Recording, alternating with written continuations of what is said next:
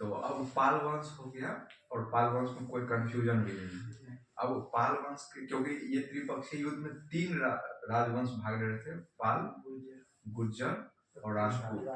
तो पाल को देख लिए, अब देखेंगे गुर्जर।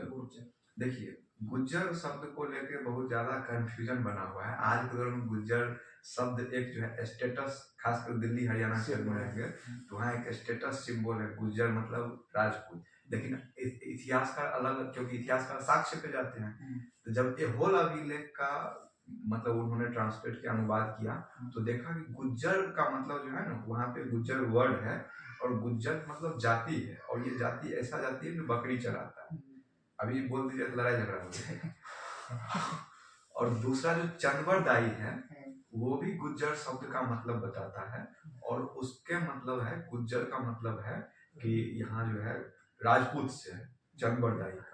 और एक जो, क्योंकि चंदवरदाई के सोर्स को बहुत ज्यादा फॉलो नहीं किया जाता, क्योंकि वो साहित्यिक सोर्स है, उसमें कई बार अतिशयोक्तिपूर्ण वर्णन भी दिखाई देता है, बड़ा चढ़ा के बोला गया।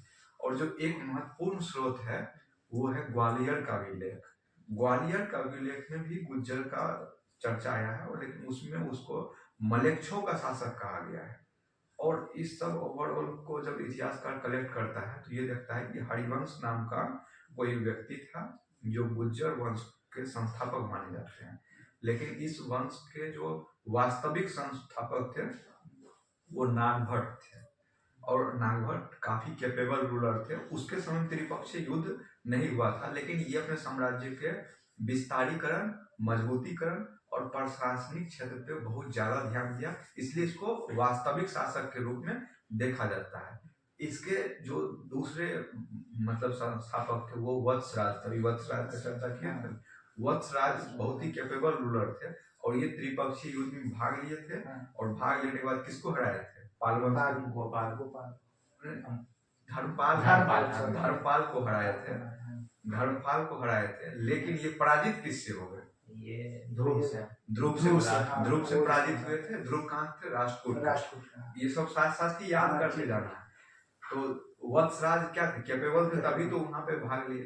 लेकिन इसके बाद कहा जाता है कि इसे मतलब कुछ हद तक जो स्थिति है ना, राष्ट्रकूट के पास चला गया, और राष्ट्रकूट कई बार गुज्जर को उपहास करता है कि दुश्मन को अगर कमजोर करना है तो उसका उपहास उड़ाना शुरू कीजिए।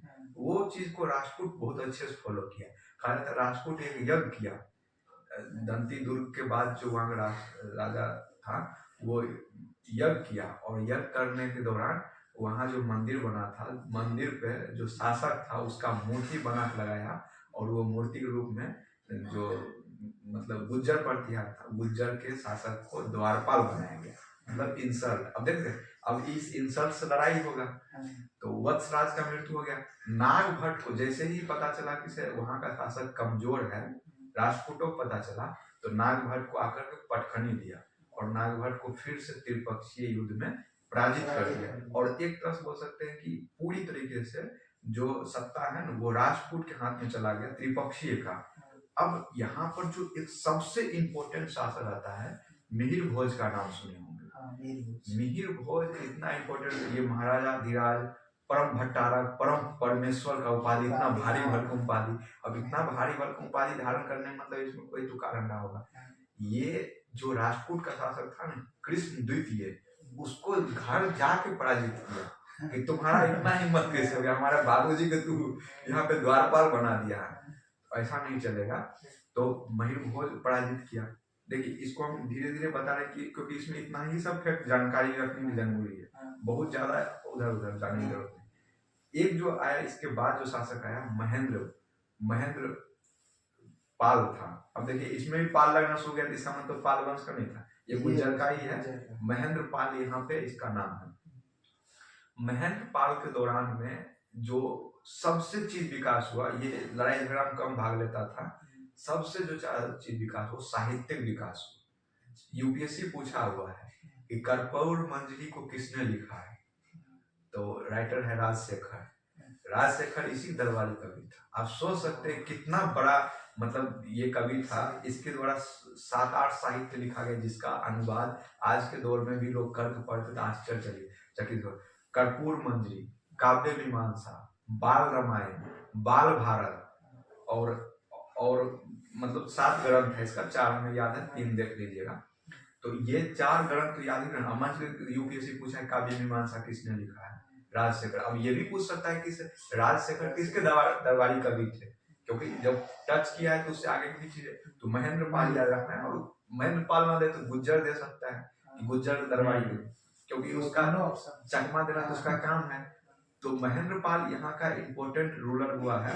और महेंद्र पाल के बाद जो है ना गुज्जर प्रतिहार थोड़ा डाउनफॉल की स्थिति में आता है। लेकिन यहाँ पे एक जो इम्पोर्टेंट शासक था महिपाल, आज जो दिल्ली में महिपालपुर देख रहे हैं, महिपालपुर उसी के नाम से है। वो उसको किस लिए जाना जाता है, उसको इसलिए जाना जाता है कि दिल्ली में जो तोमर उमर था ना, वो सबको खदेड़ भगाया था। दिल्ली का एक राजधानी के रूप में स्थापित करने का जो आप श्रेय कह सकते हैं वो तोमर वंश को ही है।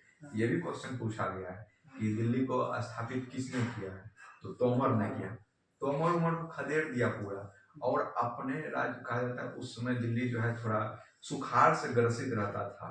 यमुना का जो मतलब लाइन था तरफ, तो ये सुखाड़ से भी जो निजात होता है उसमें पाने को कोशिश किया। उसके बाद महिपाल पूरी तरीके से मतलब राजा को अच्छे से चलाने, लेकिन इसी समय कहा था गजनी का भी इंटरवेंशन आक्रमण शुरू हो गया था महिपाल समय में, और कहा था महिपाल उसमें कमजोर पड़ गया था। और यहाँ से देख रहे गजनी आया, अब रूलर यहाँ से इस्लाम का होना शुरू हो गया। और जब हम वहाँ पाल छोड़े तो पाल भी वो होते होते 1100-1200 आते आते वहां पर भी स्थिति डाउनफॉल की स्थिति चला जाता है। यानी हिंदू शासक का अब यहाँ से डाउनफॉल होना शुरू हो गया। तो अब आप लोग फिर से 2-3 मिनट एक बार गुज्जर को देख लीजिए, क्या क्या इसमें याद रखना है। देखिए एक बार रिकैप कर देते हैं। ग्वालियर अभिलेख क्या करता है, एहोल अभिलेख क्या करता है, चंद्रवट डाई क्या करता है, और उसके बाद इसमें नागभट्ट इसका, हाँ नागभट्ट ये भी पूछा है। एक तरफ यूपीएससी दिया है, एक तरफ राज दे दिया है, एक तरफ संस्थापक दे दिया है। राज में गुज्जर था और उधर नागभट्ट था, तो नागभट्ट इसका वास्तविक संस्थापक है। वत्स राज का भी नाम याद रखना है, क्यों याद रखना है वो भी इम्पोर्टेंट है। उसके बाद त्रिपक्षीय युद्ध में कौन कौन भाग लिया, और कौन ऐसा राजा था जो राजपूत को पटखनी दिया, कौन ऐसा राजा था जो महाराजा धीराज परम भट्टारा परमेश्वर उपाधि धारण किया, और किसके दरबार में राजशेखर रहता था, राजशेखर की रचना क्या क्या थी, और फिर उसके बाद किसके समय में गजनवी का आक्रमण हुआ। यहाँ तक जो गुज्जर प्रतिहार है वो भी आ जाओ।